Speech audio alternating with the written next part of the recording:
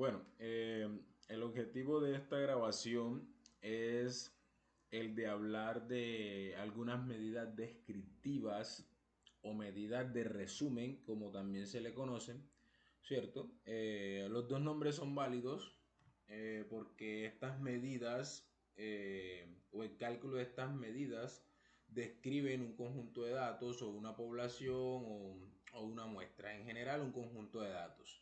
¿Cierto? Estas medidas resumen información a un simple número, ¿cierto? O sea que yo con un simple número voy a tener información resumida de la población, ¿ok?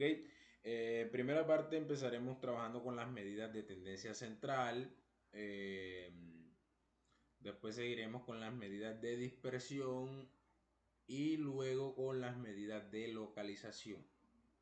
Entonces esas van a ser nuestras medidas. Además de estas que he mencionado, también hay otras medidas conocidas como medidas de forma. Esas tienen que ver con coeficientes de asimetría, con kurtosis, pero para trabajar esas medidas hay que tener algunos conceptos sobre distribuciones y en especial sobre la distribución normal. Por eso me gusta trabajar un poco o hablar un poco acerca de esas medidas cuando ya se ha desarrollado esa parte de distribuciones o cuando se está hablando de los conceptos de las distribuciones de probabilidad como tal. Entonces nosotros vamos a empezar con las medidas de tendencia central. Eh, Son medidas muy conocidas, seguramente ya habrán escuchado de la media aritmética o de promedio, ¿cierto? De la mediana y de la moda. Son medidas muy comunes, son medidas de fácil cálculo, entonces es muy probable que ya hayan tenido contacto con ellas. Igual acá, sin perder formalidad, vamos a enunciar la fórmula y la metodología para calcular estas medidas y además de eso para interpretarlas. Bueno, las medidas de tendencia central son medidas que tienden a localizarse en la parte central de un conjunto de datos ordenados, ¿ok? Se supone que estas medidas se ubican en la parte central de un conjunto de datos ordenados. Bueno, por acá vamos a empezar con la media aritmética o promedio, ¿cierto? No resta decir, ¿cierto? Creo que no sobra decir que estas medidas se le van a poder calcular a variables cuantitativas. ¿Ok? No vamos a cometer el error de pronto tener una variable categórica cuyas categorías son representadas por números y vamos a calcularles la media, la mediana. No. Estas medidas se le van a calcular a variables cuantitativas. O sea que esta parte la vamos a desarrollar con variables cuantitativas. Hay que tener eso claro. Listo, entonces acá tenemos la media aritmética. Lo que dice acá es que yo tengo un conjunto de observaciones que corresponde a las mediciones de una variable cuantitativa y que la media se calcula así como vemos en la fórmula. Lo que me dice la fórmula es que yo estoy sumando todas las observaciones y estoy dividiendo entre el número de observaciones. Lo que vemos a la derecha es una suma abreviada, ¿ok? Eso no está complicando la fórmula, simplemente la está resumiendo. Entonces eso es lo que vemos ahí, una suma abreviada, ¿ok? Entonces, así como enseñan a calcular la media aritmética o promedio desde que estamos pequeños allá en el colegio, ¿cierto? Sumo todas las observaciones y divido entre el número de observaciones. Esta que vemos aquí nosotros X barra es una media muestral, ¿ok? Si yo quiero saber cómo se calcula una media poblacional, pues se calcula de la misma manera.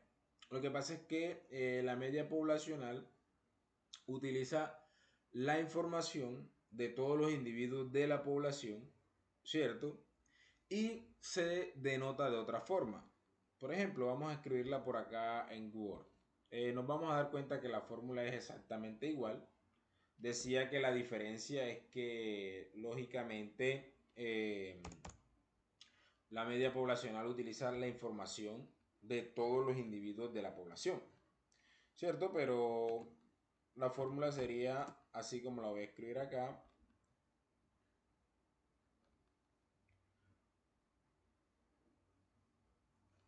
Como se ve ahí, vamos a escribir por acá.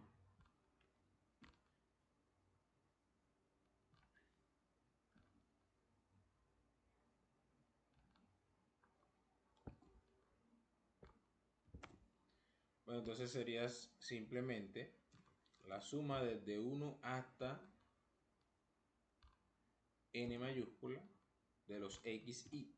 Los xy simplemente son las mediciones de la variable cuantitativa.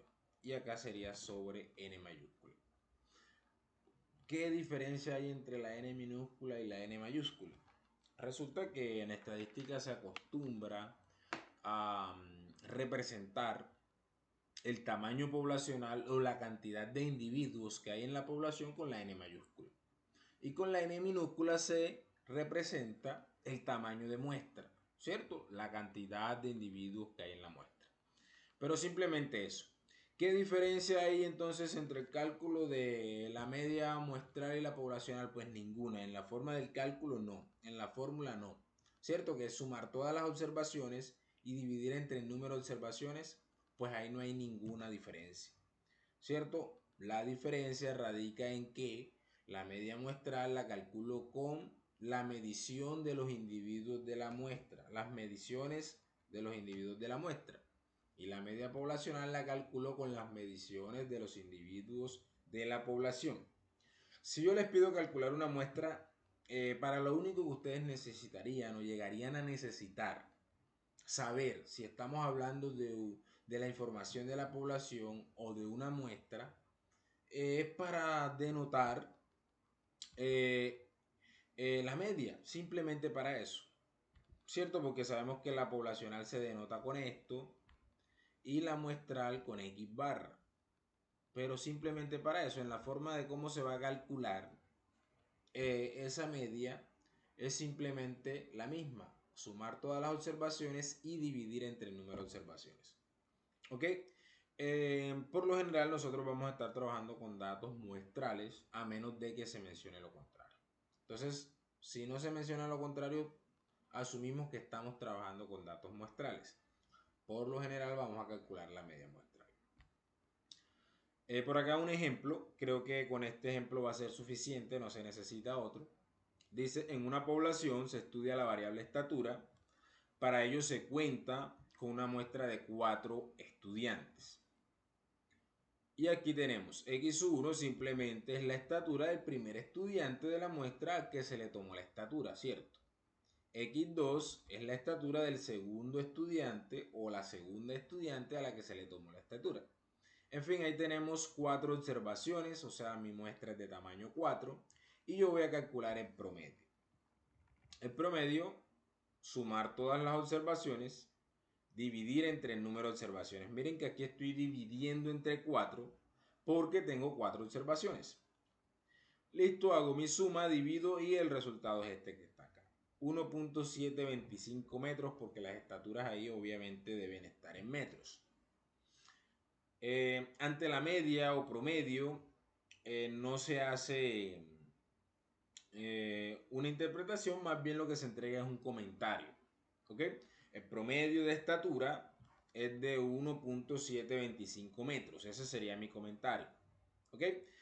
Cuando estamos hablando de una muestra que es representativa, de una muestra que es aleatoria, uno podría extrapolar esos resultados a la población, ¿cierto? Entonces ya no hablaríamos de que el promedio de estatura de los individuos de la muestra, sino que generalizaríamos y diríamos que el promedio de estatura de esa población es 1.725 metros, ¿ok? Eso en caso de que sea una muestra aleatoria.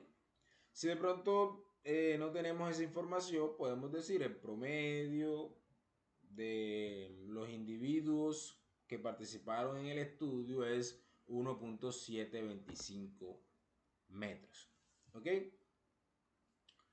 Bueno, por acá se presentan algunas propiedades de la media. Estas propiedades lo único que dicen es que si las observaciones originales, si mis observaciones sufren algún cambio lineal, eh, la media va a sufrir el mismo cambio lineal. Ok, entonces acá tenemos unas observaciones y esta es su media. Si a las observaciones originales se le suma una constante, entonces la media de este nuevo conjunto de observaciones es la media que ya teníamos más esa constante. ¿Ok? Imagínense, bueno, acá tenemos un ejemplo para ilustrar esa cuestión. No quiero hacer mucho énfasis en eso, pero ahorita lo mostramos. Y la segunda propiedad dice que si tengo unas observaciones, por aquí las tengo, y su media es x barra, y ahora a cada una de esas observaciones la multiplico por una constante, la constante a cada una de las observaciones la voy a multiplicar por esa constante, entonces la media de ese nuevo conjunto de observaciones es la misma constante que le multipliqué a las observaciones, pero ahora multiplicando a la media que tenían mis primeros datos, los datos originales. ¿Ok? Esas son propiedades que me están diciendo que si yo tengo un conjunto de observaciones y que ese conjunto de observaciones tienen una media, ¿cierto? Y que luego esas observaciones sufren un cambio lineal, ¿qué va a pasar con la media? Que la media va a sufrir el mismo cambio lineal. Eso es lo que me está diciendo. ¿Ok? Eh, entonces, por acá se muestra un ejemplo para ilustrar eso, ¿cierto? Entonces, por aquí el ejemplo lo que dice es un ejemplo algo paradójico, pero es válido para ilustrar esas dos propiedades. A causa de la extensión en el número de horas en sus jornadas laborales, el propietario de un restaurante promete a sus empleados que para el mes de noviembre les dará una bonificación de 300,000 pesos adicionales a todos y que por el mes de diciembre les duplicará el salario. ¿Ok? A los salarios de los empleados en millones de pesos, los salarios de los empleados en millones de pesos se muestran en la siguiente tabla. Listo, entonces aquí tenemos los salarios de los empleados en millones de pesos. Aquí calculamos la suma, eso para facilitar el cálculo de la muestra, de la media que voy a necesitar. Lo que se dice es que en noviembre ellos van a tener una bonificación, ¿cierto?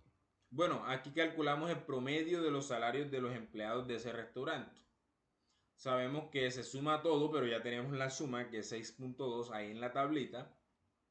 Y dividimos entre 5 porque son 5 observaciones. Eso me da 1.24, entonces los empleados de ese restaurante ganan 1.24 millones en promedio. ¿Ok? Tenemos esa parte ahí.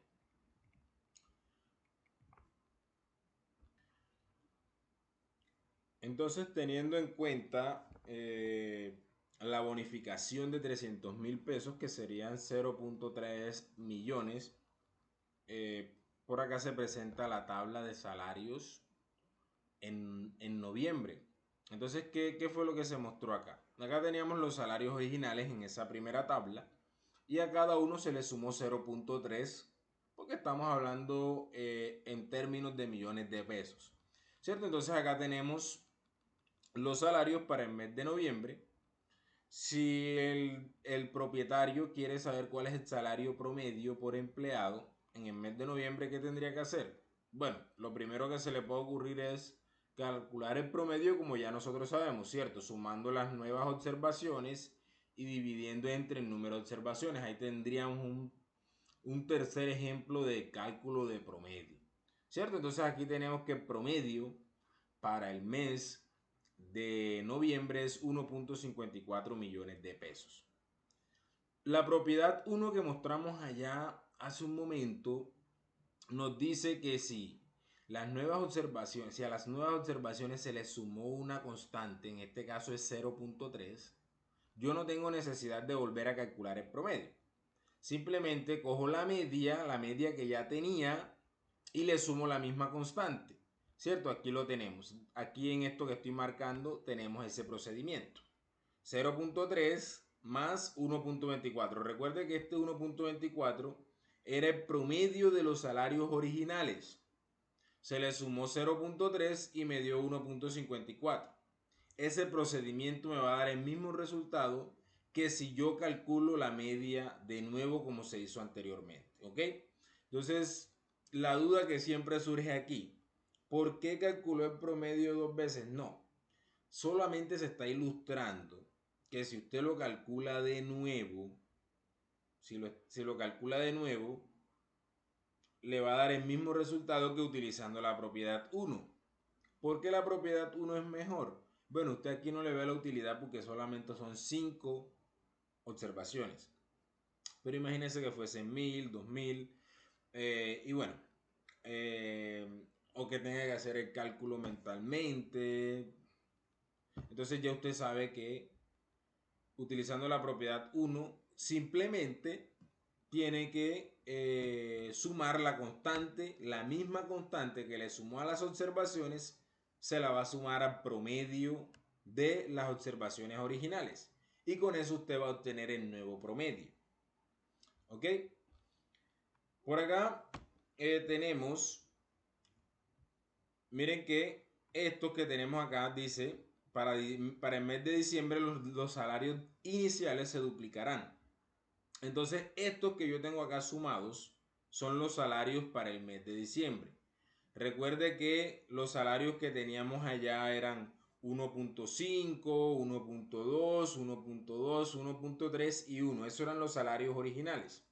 Si usted los duplica, o sea, los multiplica por 2, esto es lo que va a pasar. ¿Ok? Esos son los nuevos salarios.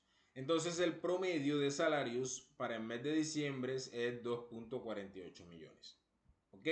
No era necesario volver a calcularlo como se hizo aquí. Simplemente duplicaba el salario, el salario promedio original. O sea que usted simplemente doblaba la media original.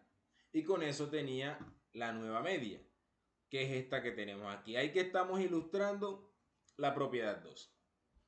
Y bueno, continuando por acá. Mire que acá tenemos... acá tenemos unos comentarios. Este dice que lo que acabamos de hacer nosotros no es una prueba. En matemáticas, en estadística, las pruebas no se hacen de esa manera. ¿Ok? Eso simplemente fue para ilustrar con ejemplos, con numeritos, lo que significaban esas propiedades que habíamos mencionado allá. ¿Ok? Y por acá tenemos la mediana. La mediana tiene dos fórmulas. Una fórmula para cuando el conjunto de datos es par y para cuando el conjunto de datos es impar. Esa es la fórmula que tiene la mediana. Si mi conjunto de datos o el tamaño del conjunto de datos, mi número de datos es impar, yo la voy a calcular de esta forma, ¿ok? Pero entendamos primero qué es lo que tenemos acá. Mire que aquí me dice que estas son n observaciones de una variable cuantitativa. Y acá están esas mismas observaciones, pero ya están ordenadas de menor a mayor. O sea que ese paréntesis que tenemos en el índice está indicando orden. ¿Ok? Está indicando orden. Significa que x paréntesis 1 en el índice es la observación más pequeña. Y x con paréntesis en el índice y una n ahí me está indicando que esa es la observación más grande. Entonces tenemos eso por ahora. ¿Qué quiere decir esto? Que si n, que es mi número de observaciones, es un impar, si n es un impar, entonces la observación que esté en la posición, mire que esto es una posición. Lo que está dentro del paréntesis es la posición que tiene esa observación en el conjunto de datos ordenados. Ok, entonces lo que me está diciendo es que si n es impar, la mediana va a ser la observación que esté en la posición n más 1 sobre 2. ¿Ok? Un error muy común aquí es pensar que la mediana es igual a n más 1 sobre 2. No. Esa es la posición donde se encuentra mi conjunto de datos ordenados. ¿Cierto? La posición en la que se encuentra la observación en el conjunto de datos ordenados. Ok, ¿qué pasa si el n es par? Si el n es par, la mediana la voy a calcular de esta forma. Voy a buscar la observación que está en la posición n medios y la observación que está en la posición siguiente. Las voy a sumar y voy a dividir entre 2. El resultado va a ser mi mediana. La forma como le enseñaban uno al cálculo de la mediana a uno en el colegio era la siguiente. Le decían, si el conjunto, si el número de observaciones es impar, la mediana va a ser el valor que se ubica en el centro del conjunto de datos ordenados. Eso es correcto. ¿Ok? Si la mediana es par, si n, mi número de observaciones es par, entonces yo ordeno mis datos y cojo los dos que están en el medio, ¿cierto? Y los promedio o los sumo y divido entre 2. Eso también es correcto. Es lo mismo que estamos mostrando acá. Entonces, para que sea más fácil, hagámoslo, vamos a hacerlo con un ejemplo. Dice, considere las siguientes observaciones. Son estas que están aquí. Bueno, aquí tenemos 5 observaciones. O sea que nuestro n es igual a 5, es un número impar. ¿Qué tengo que hacer? Ordenarlas de menor a mayor. En este caso ya están ordenadas de menor a mayor. Y luego voy a buscar la que está en el centro, ¿cierto? Buscar la que está en el centro es lo mismo que buscar la que está en la posición n más 1 sobre 2. Es la posición 3, ¿cierto? Es la posición, mira que esta es la posición 1, esta es la posición 2 y esta sería la posición 3. ¿Ok? Esa sería la posición 3. Listo, entonces esa cantidad que tengo ahí es mi mediana. Ojo, la mediana no es 3. Error muy común. La mediana es la observación que está en la posición 3 del conjunto de datos ordenado de menor a mayor. Entonces aquí en este caso mi mediana es 1.70. ¿Ok? Ahorita hablamos de la interpretación de la mediana. Mire que ahora tenemos ya un conjunto de 6 observaciones. Ya no tengo 5, sino 6. O sea que mi n es 6, un número par. ¿Qué voy a hacer? Voy a buscar las dos del centro. ¿Cierto que serían estas? O usted va a buscar, utilizando la fórmula que tenemos ahí arriba, la que está en la posición 6 sobre 2, que es la posición 3, y la que está en la posición siguiente, que sería la 4. ¿Cierto? Posición 3 y posición 4. Va a buscar las dos observaciones en posición 3 y 4, las va a sumar y va a dividir entre 2. Eso es lo que hacemos acá, ¿cierto? Acá simplemente que lo hacemos de esta forma para no perder formalidad. N sobre 2 es 6 sobre 2. 6 sobre 2 le va a dar 3, que es lo que tenemos aquí. Esto lo que está indicando es que usted va a buscar la observación en posición 3, la observación en posición siguiente, o sea, la observación en posición 4. Ya sabemos que son 1.70 y 1.72. Las va a sumar y va a dividir entre 2. ¿Ok? Eso me da 1.71. Listo, entonces aquí tengo ya mi mediana. Por aquí tenemos unas propiedades de la mediana. Una de ellas nos va a servir para lo que es la interpretación de la mediana. Otra que ya vamos a mostrar con el ejemplo, que es la primera, y las 4 y las 5 son propiedades parecidas o exactamente las mismas propiedades que ilustramos para la media. ¿Cierto? No me interesa ilustrar ya esas propiedades con la mediana porque sería algo parecido, pero sí vamos a hablar de las 3 primeras propiedades. Dice, la mediana puede ser una de las observaciones o no serlo. Bueno, ya a mí me pasaron las dos cosas. En el ejemplo 1 la mediana era una de las observaciones. ¿Cierto? En el primer ejemplo la mediana era 1.70 y era una de mis observaciones, la que teníamos en el centro. Ya en el ejemplo 2,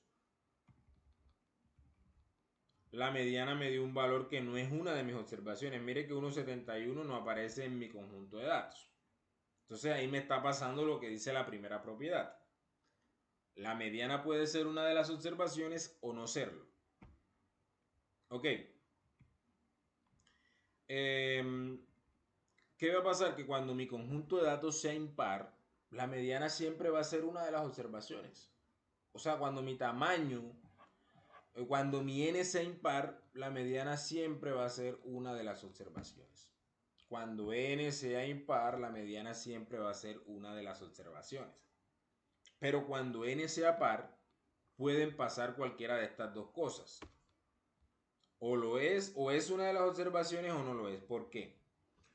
Miren que aquí tengo n par y me dio una observación, me dio un número que no pertenece a una de mis observaciones. Pero ¿qué hubiese pasado si ambos fuesen 1,70? ¿Cierto? Aquí tengo 1,70 también. Que cuando usted calculara el promedio, le daría 1,70. Entonces, cuando n sea par, pueden pasar las dos cosas. ¿Es una de las observaciones o no lo es? ¿Ok? Entonces, para tener en cuenta eso. La siguiente dice, esta es la que nos va a servir para entregar interpretaciones con la mediana. La mediana es un valor central que separa un conjunto de datos en dos partes, ambas con el mismo número de observaciones. Dicho de otra forma, la mediana es un valor tal que el 50% de los datos es menor o igual que él y el otro 50% de los datos es mayor o igual que él, ¿ok? Entonces la mediana es un valor tal que el 50% de los datos es mayor o igual que él y el otro 50% de los datos es mayor o igual, ¿ok? Entonces eso nos sirve para interpretar. Miren que usted va a interpretar la mediana como si estuviera interpretando un 50% en la frecuencia absoluta acumulada. Recuérdese cómo interpretábamos la frecuencia absoluta acumulada y busque una frecuencia absoluta acumulada que le da 50 o suponga que la frecuencia absoluta acumulada le da 50. 50%, o sea, hablamos de una frecuencia relativa acumulada. Entonces, por ejemplo, miren, yo voy a interpretar esta. Yo supongo que estos son estaturas porque son datos muy parecidos a los que trabajamos ahorita hace un momento con la media. Entonces la mediana le dio 1,70. Qué decir entonces de la mediana? Recuerde que son estaturas de personas, entonces el 50% de la población o de las personas que participaron en el estudio tiene una estatura menor o igual a 1,70. ¿Cierto? El 50% de los individuos de esa población tiene una estatura menor o igual a 1,70. El otro 50% de los individuos de esa población tiene una estatura mayor o igual que 1,70. ¿Ok? Entonces, de esa manera se interpreta la mediana. Este que está aquí, posiblemente puede ser que sea la propiedad más interesante de la mediana, ¿cierto? Porque respecto a la media existen ciertos comentarios. eh, Se dice que la media no es realmente un valor central porque pasa que la media se ve afectada por valores extremos. La mediana es robusta a valores extremos, lo que significa que a pesar de la existencia de valores extremos, la mediana siempre se va a parar en el centro. ¿Ok? ¿Qué es un valor extremo? En estadística, un valor extremo es un valor que difiere mucho de los demás dentro de los datos de un conjunto. ¿Cierto? Cuando digo difiere mucho de los demás, hablo de su magnitud. Estamos hablando de valores muy grandes con referencia al resto o valores muy pequeños con referencia al resto de los datos o de los valores de un conjunto. ¿Ok? Esta propiedad, por ser la más interesante, la vamos a ilustrar. ¿Cierto? Ya de las dos primeras hablamos y decíamos que la cuarta y la quinta son análogas a las que ya ilustramos con la media. Entonces no tiene caso hacer un ejemplo para ilustrar la propiedad 4 y 5. Pero la 3 sí es muy interesante. Miren, por acá tenemos dos conjuntos de datos. Conjunto 1, conjunto 2. Tenemos esos dos conjuntos de datos y a los dos conjuntos se le calcula la media y la mediana. usted hace el ejercicio en su casa. Voy a calcular la media y la mediana del conjunto 1 y del conjunto 2. Yo por acá tengo los resultados, usted los verifica. Entonces me dice que la media y la mediana de los del conjunto 1 son 7.33, que es la media, y 8.5, que es la mediana. Esas son la media y mediana de los datos del primer conjunto. O sea, de aquí para acá usted va a tomar estos datos. ¿Ok? Y va a coger los datos del conjunto 2 y les va a calcular la media y la mediana. Miren que aquí tengo la media. La media creció enormemente. La mediana sigue siendo 8.5. ¿Para qué es este ejemplo? Para ilustrar la propiedad 3. La mediana es robusta a valores extremos. Si usted compara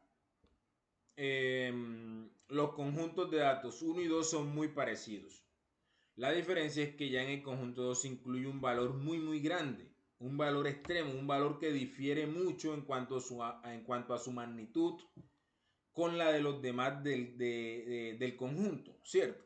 Eso es un valor extremo, ¿ok? Entonces, ese valor extremo lo que hizo fue que la media se fuera hacia allá, porque la media no es robusta a esos valores. La media se ve afectada por los valores muy grandes o muy pequeños. ¿Por qué? Porque es que la media, recuerden que es una suma, una división, entonces entre más grande sea la suma, más grande va a ser la media. Entonces cuando aparecen valores muy grandes, la suma va a ser muy grande, entonces la media también lo va a hacer. La mediana, a pesar de que se incluyó un valor extremo, sigue siendo la misma que la del conjunto 1. ¿Cierto? Entonces eso es lo que dice la propiedad 3. A pesar de la existencia de valores extremos, la mediana siempre se va a parar en el centro.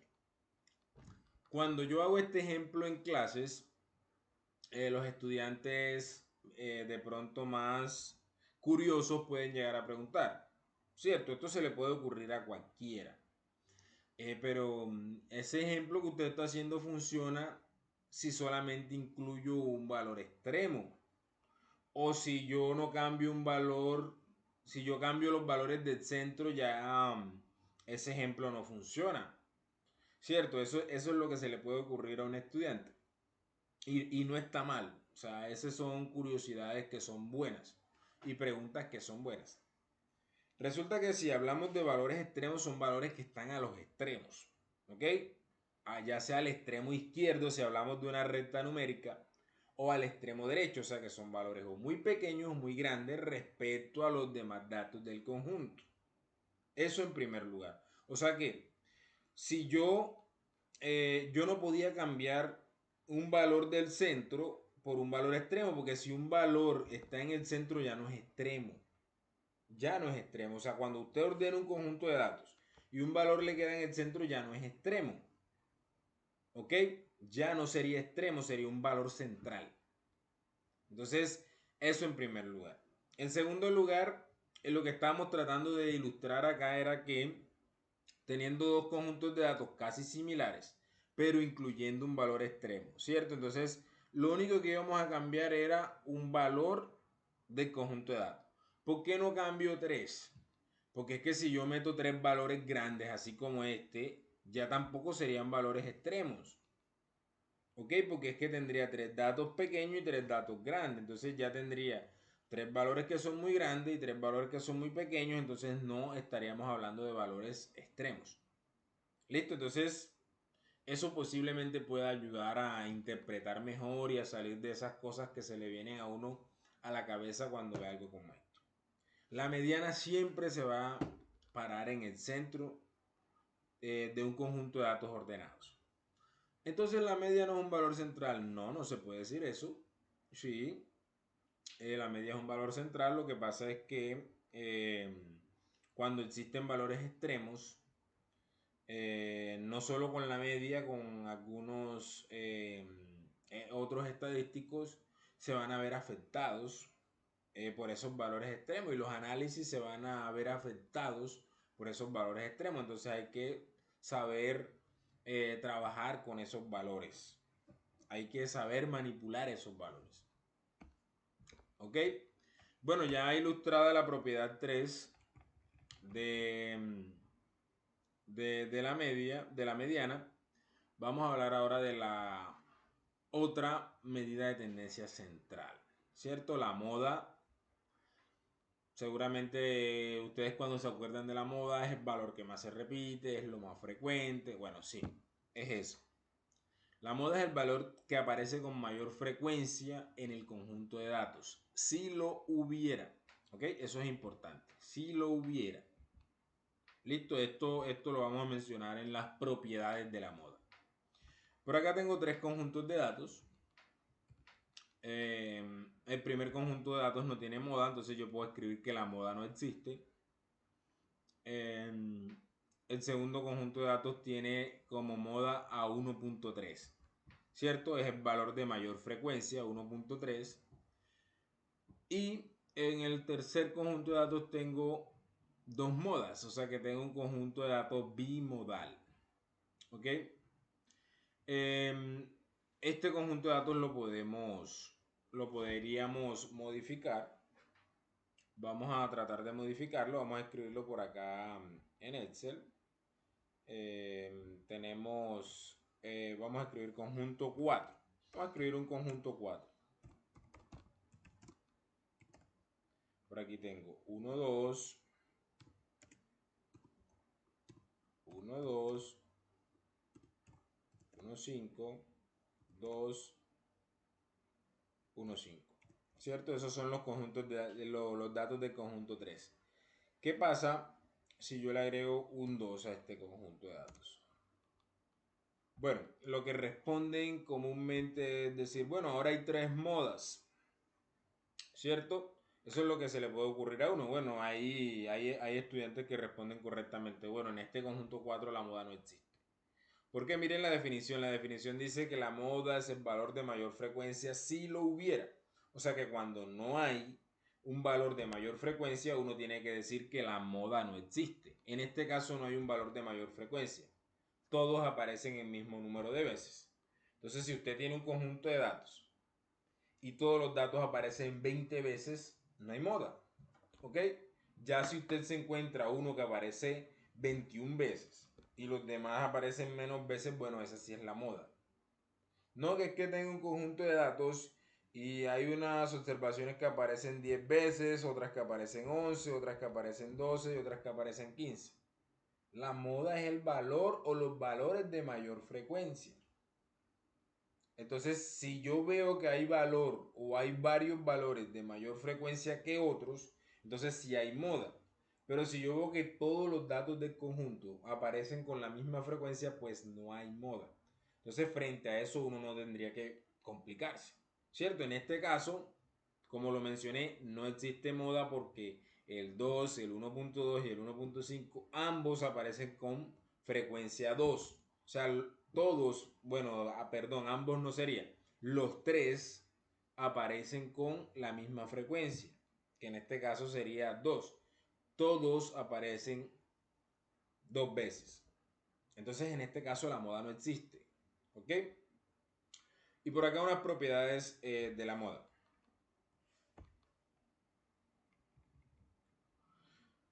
Bueno, la moda puede existir o no existir.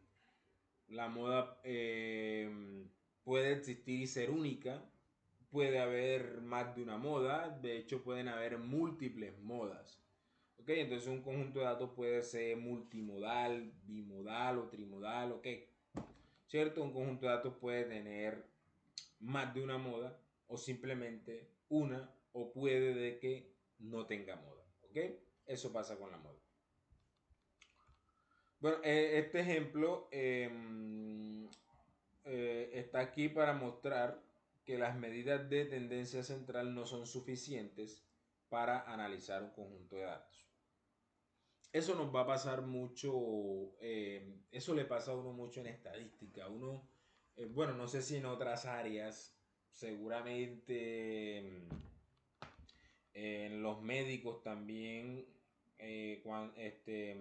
y ya voy a explicar por qué antes de hablar de los médicos, nos va a pasar mucho que en estadística vamos a calcular ciertos estadísticos o vamos a calcular ciertos parámetros, o se van a hacer ciertas pruebas, y las pruebas nos van a entregar una información, pero esa información no va a tener la última palabra, no lo va a poder decir todo, ¿cierto?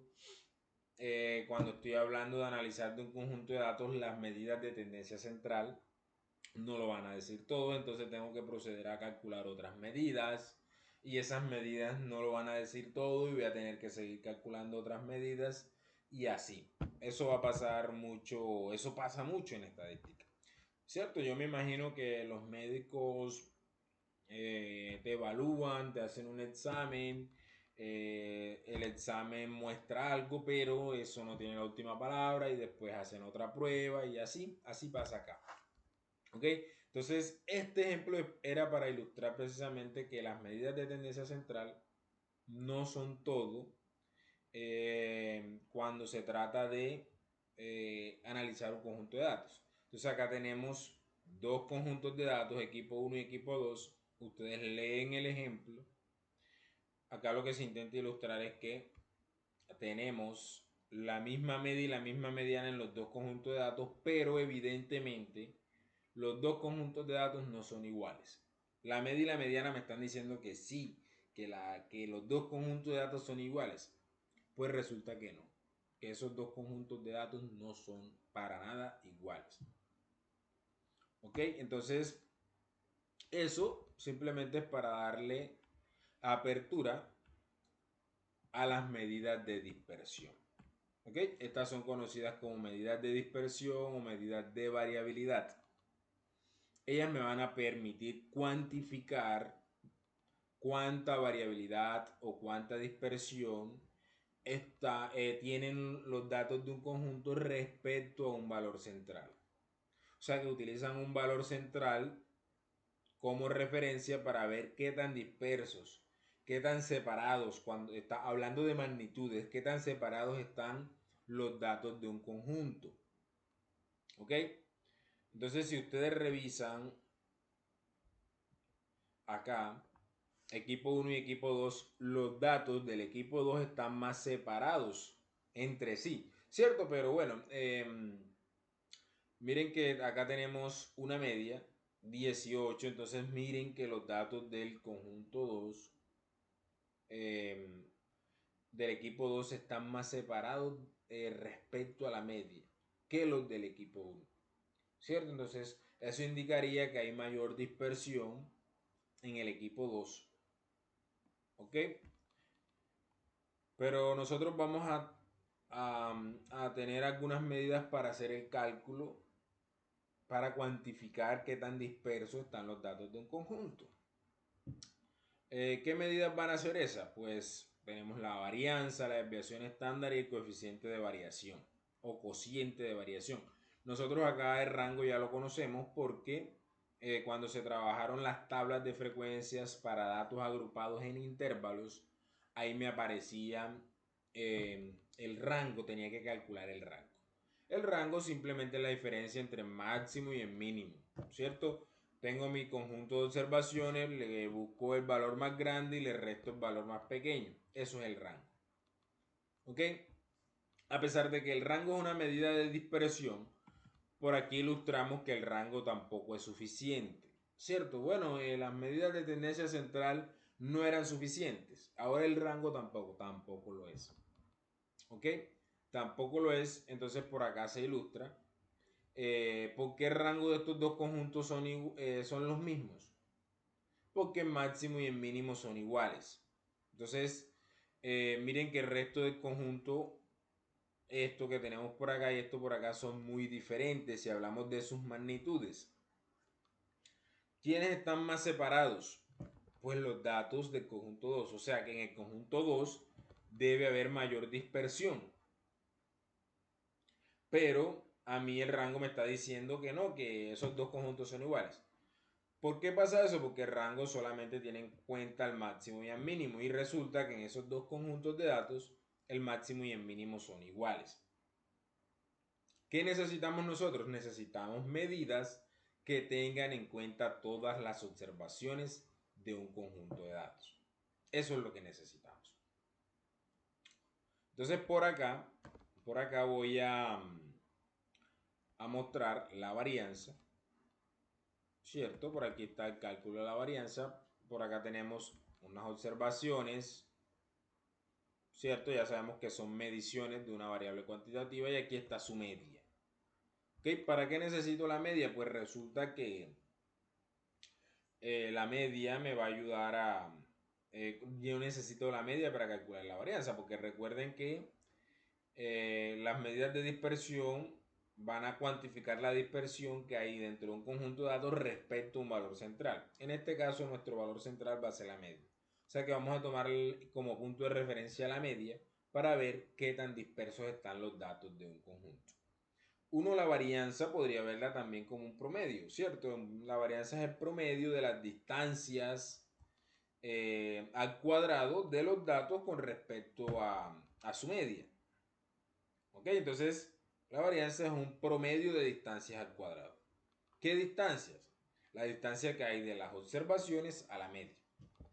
¿Listo? Entonces, eso es la varianza. ¿Cómo se calcula? Usted va a coger cada observación, le va a restar la media, va a elevar al cuadrado.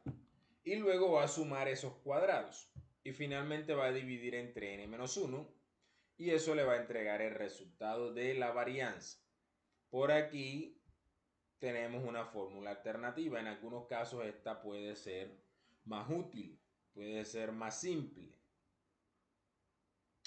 Propiedades de la varianza, la más importante para ustedes, esta. La varianza siempre va a ser un número mayor o igual que 0. ¿Por qué? Porque la varianza es una suma de cuadrados, ¿cierto? Dividida entre un número n-1. Recuerden que obviamente este n es un tamaño de muestra. Lógicamente tiene que ser mayor que 1 porque si n fuese 1 simplemente no habría variabilidad, entonces no estaríamos midiendo nada. No necesitaríamos tampoco calcular promedio, entonces es lógico que n es mayor que 1. ¿Qué quiere decir eso? Que esta recta es positiva, ¿cierto? Es mayor que 0. Esta recta, n es mayor que 1, entonces esa recta es mayor que 0. Y arriba que tenemos la suma de números elevados al cuadrado. Cualquier número real al cuadrado es mayor o igual que 0. Y si usted suma puras cosas mayores o iguales que 0, eso le va a dar mayor o igual que 0. Y después divide entre un número mayor que 0, eso le va a dar mayor o igual que 0. ¿Ok? Entonces la varianza no le va a dar negativa. Si usted calculó la varianza y le dio negativa, malas noticias, está haciendo algo muy mal. ¿Ok? Revise el procedimiento y vuelva a calcular. La varianza no le va a dar negativa. Para tener en cuenta eso. Por acá tenemos la desviación estándar. La desviación estándar simplemente es la raíz cuadrada positiva de la varianza. Entonces ahí tenemos raíz cuadrada de la varianza, es la desviación estándar. ¿Cómo denota uno la varianza? Bueno, acá tenemos dos formas de denotarla. Usted la puede denotar así. Esto está indicando que es la varianza de la variable x. O esto también, la varianza muestral de la variable x. Listo, entonces ahí tenemos eso. ¿Cómo denoto entonces la desviación estándar? Desviación estándar de x o s sub x. Está representando exactamente lo mismo. Las propiedades son similares, esta tampoco es negativa, ¿ok? O sea que la desviación estándar es mayor o igual que 0. Ejemplos, ahorita lo hacemos, ¿cierto? Ahorita calculamos el ejemplo de la varianza, de la desviación estándar, todo eso. Vamos a primero a enunciar todas las medidas de dispersión y luego vamos a calcular esas medidas de dispersión. Y por acá tenemos el coeficiente o cociente de variación. Se calcula como el cociente entre la desviación estándar y el valor absoluto de la media. Y eso lo multiplicamos por el 100% para que me dé porcentaje. Ok, si no recuerdo qué es este valor absoluto, bueno, ese valor absoluto es una función, ¿cierto? Podríamos verlo como una función que todo lo que sale de ahí sale con signo positivo. Así usted lo haya metido con negativo, va a salir positivo. ¿Eso qué quiere decir? Por ejemplo, Voy a escribirlo por acá.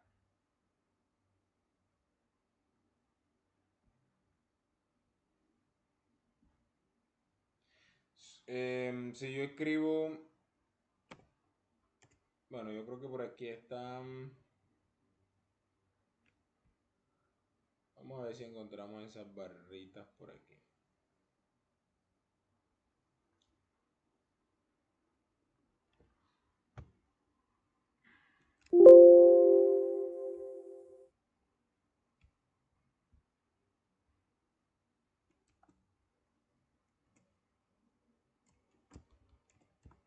Bueno, aquí. Si yo tengo esto, valor absoluto de menos 3, eso es igual a 3. Por ejemplo, entonces el valor absoluto no está teniendo en cuenta el signo, sino la magnitud. O viéndolo de otra forma, el valor absoluto lo que está midiendo es la distancia que hay entre ese valor y 0. Por acá, si usted escribe valor absoluto de 3, le va a dar lo mismo. ¿Cierto? Entonces valor absoluto de 3 da 3. Y valor absoluto de menos 3 también da 3. Eso es lo que es valor absoluto. O sea que si usted calcula valor absoluto de menos 5 o de menos 8, por ejemplo, eso le va a dar 8. Entonces eso es el valor absoluto. ¿Ok? Entonces, uno cuando busca esta fórmula a veces no aparece con el valor absoluto, pero ese valor absoluto lo que está indicando, lo que está garantizando ahí es que el coeficiente de variación sea positivo. Ya nosotros sabemos que la desviación estándar es positiva. ¿Ok? ¿Y qué necesitamos entonces para que el coeficiente de variación sea positivo? Pues que esto sea positivo. Lo que está en el denominador. Y ustedes me dirán, no, pero es que la media siempre da positiva. No necesariamente. ¿Qué tal si la variable es una variable, por ejemplo, temperatura y los datos que tenemos son temperaturas de esos países del norte de Europa que son temperaturas bajo cero? O sea que esas temperaturas las representan, por ejemplo, con menos 2 grados centígrados, menos 3 cuando están representando temperaturas bajo cero. Cuando usted calcule el promedio de esas temperaturas le va a dar negativo. Es que el promedio sí puede dar negativo. Entonces, lo que yo estoy garantizando aquí en el valor absoluto es que eso no me dé negativo. Listo, hago el cociente entre esas cantidades, multiplico por el 100% y voy a tener mi coeficiente de variación. ¿Ok? Ahorita hablamos de la interpretación de estas medidas. Primero vamos a calcularlas. Mire que por acá tengo estas observaciones, 4, para hacer el ejemplo más sencillo. Se calcula el promedio porque lo necesito. Ya sabemos calcular promedio, sumamos y dividimos entre el número de observaciones, en este caso me dio 3.5. ¿Cómo calculo la varianza? Voy a coger cada una de mis observaciones. Miren que las observaciones son 3, 2, 5 y 4 para que sepan de dónde salió todo. Entonces, a la primera observación, esto no tiene que tener un orden, pero vamos a hacerlo en el orden que tenemos ahí. Ok, estoy hablando de las observaciones como tal, no estoy hablando del orden de las operaciones, sino de las observaciones que tengo acá. Le voy a restar su media. Miren que la primera observación que tengo allá es 3. Le resto la media que me dio 3.5 y elevo al cuadrado. A eso le voy a sumar. Coger la otra observación, le resto la media y elevo al cuadrado. ¿Por qué le está restando la misma media? Sí, porque es que la media es una sola. Para los datos del conjunto la media es una sola. ¿Ok? Entonces a cada uno de los datos del conjunto le resta la media y ese resultado de esa resta usted lo va a elevar al cuadrado. O sea que usted hizo 3 menos 3.5, eso me dio menos 0.5. Elévelo al cuadrado. ¿Ok? Entonces primero hace la resta, eleva al cuadrado y luego que tenga los resultados de esos cuadrados usted hace su suma. Y luego va a dividir entre n menos 1. Recuerde que en este caso el n es 4 porque tengo 4 datos. O sea que n es igual a 4. N menos 1 me da 3. Listo, yo hice la suma de los cuadrados y me dio 5. ¿Cierto? La suma de esas restas al cuadrado me dio 5, dividí entre 3 y esto lo aproximé a dos cifras decimales, me dio 1.67. Como decía, ahorita hablamos de las interpretaciones. Por acá, La desviación estándar, simplemente le saco la raíz cuadrada a la varianza. Mire que la varianza me dio 1.67. La raíz cuadrada de 1.67 me dio 1.29. O sea que la desviación estándar es 1.29. Y finalmente me voy con el coeficiente de variación. 1.29, que es la desviación estándar entre el valor absoluto de la media. En este caso el valor absoluto no era necesario porque la media es positiva. ¿Ok? Entonces 1.29 entre 3.5. El resultado lo multipliqué por 100% y eso me dio 36.9. 36.9%. Ok, hablando de las interpretaciones, pasa que la varianza está midiendo la dispersión de un conjunto de datos respecto de su media y la desviación estándar también, ¿cierto? ¿Qué pasa? Que una varianza grande me está indicando que hay mucha dispersión dentro de los datos de un conjunto. ¿Ok? Yo les decía, nos vamos a seguir encontrando estadísticos, nos vamos a seguir encontrando informaciones que nos van a dar indicios, pero no van a ser suficientes. ¿Qué pasa con esa cuestión de que la varianza, una varianza grande, eh, indica bastante dispersión o mucha variabilidad dentro de los datos de un conjunto o dentro de un conjunto de datos? Eso es relativo porque es que si la magnitud de los datos es grande, la varianza te va a dar grande. Entonces tú la varianza vas a tener que compararla con tus datos a ver si es grande o es pequeña, pero ¿cómo sabría yo? ¿Dónde hay una medida que me diga a mí si la varianza realmente está siendo grande o está siendo pequeña? Eso mismo va a pasar con la desviación estándar. La desviación estándar está midiendo lo mismo que la varianza. Lo que pasa es que la desviación estándar tiene una ventaja, que la desviación estándar la vamos a obtener en las mismas unidades de medición que los datos originales. Por ejemplo, si nosotros en la varianza estamos hablando de, perdón, si la variable hace referencia a una longitud que está en metros, ¿qué va a pasar? Que la varianza me va a dar en metros cuadrados. ¿Y qué va a pasar con la desviación estándar? Que esa sí me va a dar en metros. O sea que esa es la ventaja de la desviación estándar respecto a la varianza cuando se habla de interpretar esas medidas. Ambas están midiendo lo mismo. ¿Qué tan dispersos están los datos de un conjunto respecto de su media? ¿Cierto? Entonces, desviación estándar grande o varianza grande van a indicar lo mismo, que hay mucha variabilidad. Si usted está comparando dos conjuntos de datos, ¿cierto? Que corresponden a mediciones distintas de una misma variable o mediciones en distintos individuos de una misma variable, usted sabe que el conjunto que tenga menor varianza o menor desviación estándar es el conjunto que tiene menor dispersión, ¿cierto? Que hay menos variabilidad dentro de ese conjunto. Eso se sabe. Pero ¿qué pasa si yo estoy analizando un solo conjunto de datos? ¿Cómo sé yo si hay demasiada variabilidad o hay poca variabilidad? Pues resulta que esa información me la va a entregar a mí el coeficiente de variación. El coeficiente de variación sí me va a indicar porcentualmente cuánta variación hay dentro de los datos de un conjunto. ¿Cierto? Por aquí yo menciono esto, pero si uno revisa los distintos textos de estadística encuentra información más completa de la forma de interpretar la información que nos está dejando el coeficiente de variación.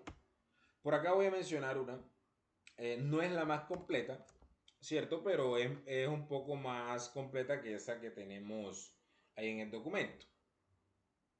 Lo que me dice es que si el coeficiente de variación, el CB, es menor que 10%, entonces hay poca variabilidad en el conjunto de datos. Si el CB es mayor que 10,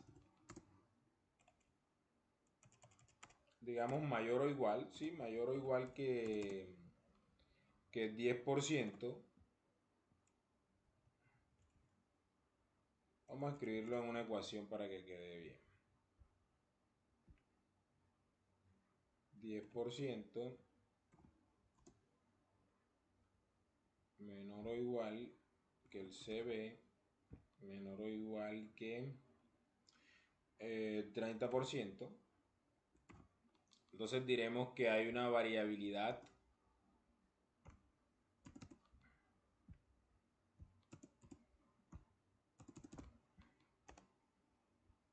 un momento que no me deja escribir acá.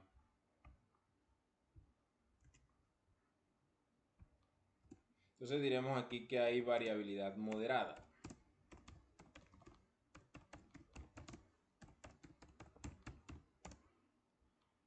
Y si el CB es mayor que el 30%,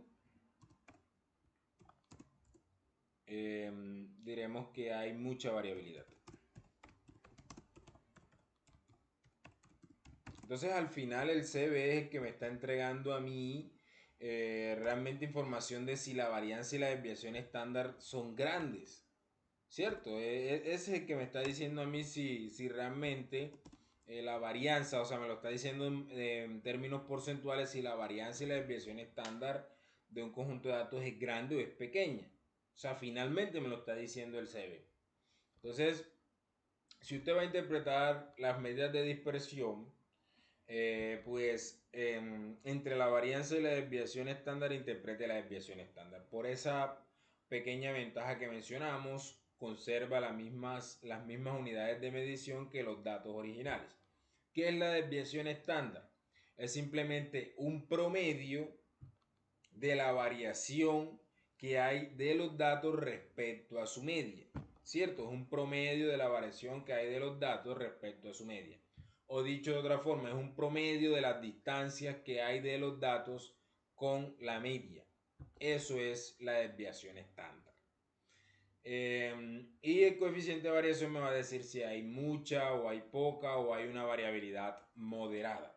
Les digo, hay unas clasificaciones más completas que esta, donde me habla que si hay poca variabilidad está en un rango, que hay variabilidades moderadas, que hay, o bueno, en esas clasificaciones hablan de que mi conjunto de datos es homogéneo, o sea que la variabilidad es muy poca, o que mi conjunto de datos es medianamente homogéneo, ¿cierto? O sea que la variabilidad es moderada, y también habla de que los datos son medianamente heterogéneos, ya ahí estaríamos hablando de bastante variabilidad. Y cuando dicen que el conjunto de datos es completamente heterogéneo, estamos hablando de mucha variabilidad. Pero esta es suficiente para que nosotros podamos interpretar, ¿ok? Esta clasificación que hemos entregado acá.